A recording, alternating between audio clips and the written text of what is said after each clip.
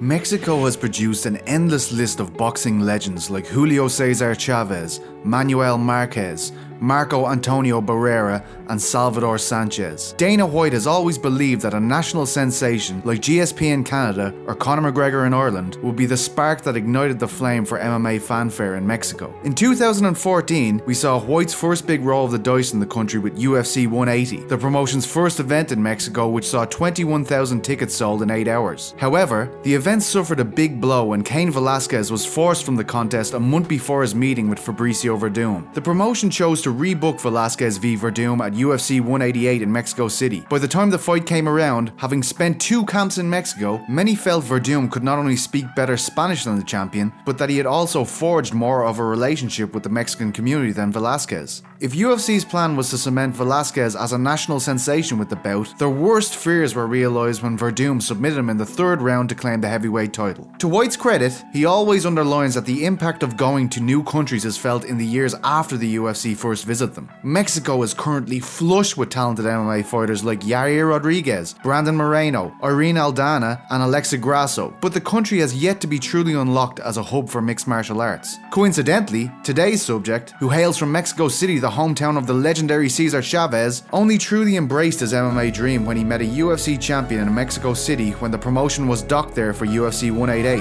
Road, and he has won it, and he remains unbeaten. This is Pete Carroll, and today we'll be putting a spotlight on 21-year-old undefeated Mexican lightweight Daniel Golden Boy Zellhuber.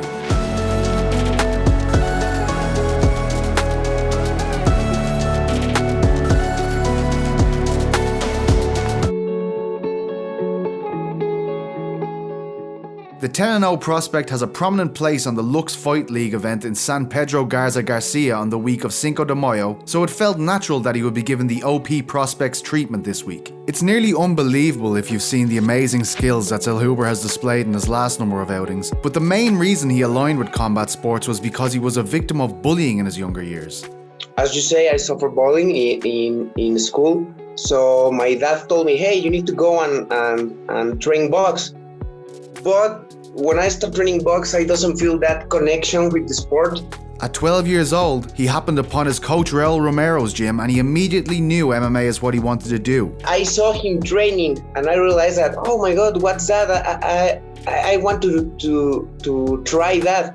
And next day I go to the gym with 12 years old and say like, hey, I want to train with you. And he started training me. Across various disciplines including boxing, Muay Thai and kickboxing, Zellhuber fought in 26 amateur fights. In the lead up to UFC 188, he got a chance to meet then UFC lightweight champion Rafael dos Anjos, which gave him the belief that he could make it as a professional fighter. When Cain Velasquez fight Fabricio Verdum, they bring, all this amazing structure to Mexico. They bring UFC superstars.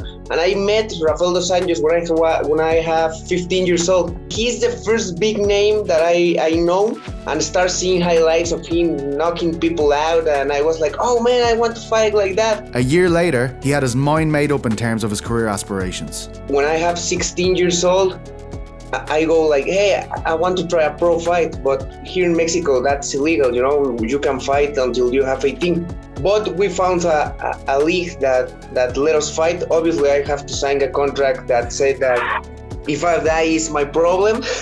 The rangy Mexican finisher first popped up on my radar in June 2020 when MMA Junkie's Nolan King reported that then 6-0 Zellhuber had been added to the cast of Season 4 of Dana White's Contender series. After looking up his record, his fight name, Golden Boy, cast my mind back to another Mexican fan favourite, Oscar de la Hoya, but it turned out that he was not the inspiration behind the title. In fact, it was Coach Romero who gave him the name Golden Boy, as he likened his young protege to kickboxing legend Badr Hari, who also uses the name.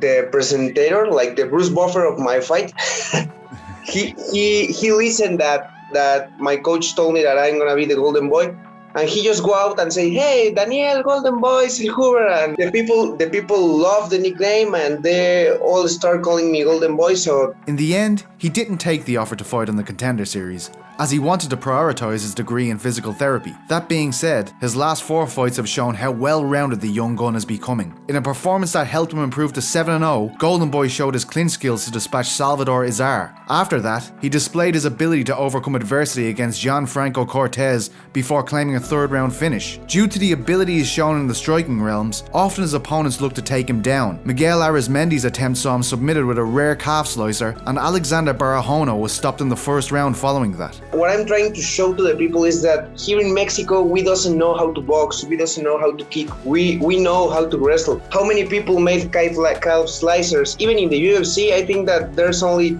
2. What I'm trying to show to the people is that I can be a well-rounded fighter. Zellhuber and his team are particularly excited about his next fight as they believe his opponent Jafeth Herrera Querez can test his grappling skill set again. With 8 finishes in 10 outings, another stoppage victory will only add to his growing reputation and resume. The annual celebration of Cinco de Mayo has often been a huge date for boxing, and Zellhuber hopes that more people will tune in to watch his fight at Lux Fight League 13, which will be streamed on Fight Pass the day before Saul Canelo Alvarez takes on Billy Joe Saunders. Like many of his countrymen, he takes a lot of inspiration from what Canelo has done in the boxing world. As you say, we doesn't have that type of poster boy, we doesn't have the Canelo of the MMA, and that's what I'm trying to do. I'm trying to be the Canelo of the MMA. I want to bring all that titles, I want to bring all that succeed to Mexico and show the people that we are not just good in boxing, we can be good in other sports. For the next 8 months, Zellhuber's degree will take priority, but after that, he is adamant that the UFC will come calling.